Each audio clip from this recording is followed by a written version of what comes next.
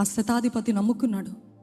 ఏ వ్యక్తి, ఏ సైనికుడైతే యేసు ప్రభు పక్కలో బల్లెముతో పొడిచాడో ఆ రక్త చిందన ఆయన పైన ప్రోక్షించబడటంతో ఆ విలువైన, నిష్కలంకమైన, పరిశుద్ధమైన రక్తం ఆ సోల్జర్ పైన, ఆ సైనికుని పైన చిందించబడినప్పుడు ఆయన జీవితంలో కూడా రక్షణ కలిగింది. హల్లెలూయా.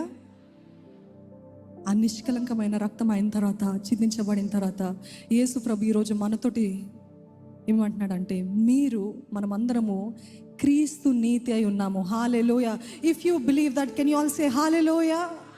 That you are the righteousness of Christ. ఆమెన్. క్రీస్తు నీతిగా మనము మార్చబడ్డామంట.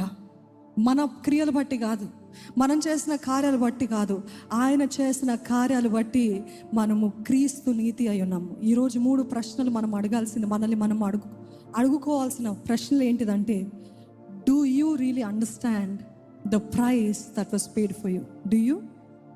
ఎంత గొప్ప వెల చెల్లించాడో నిజంగా అవగాహన కలిగి ఉన్నారా? తెలుసుకోగలుగుతున్నారా? గ్రహింపు కలిగిందా మీ హృదయ లోతులో?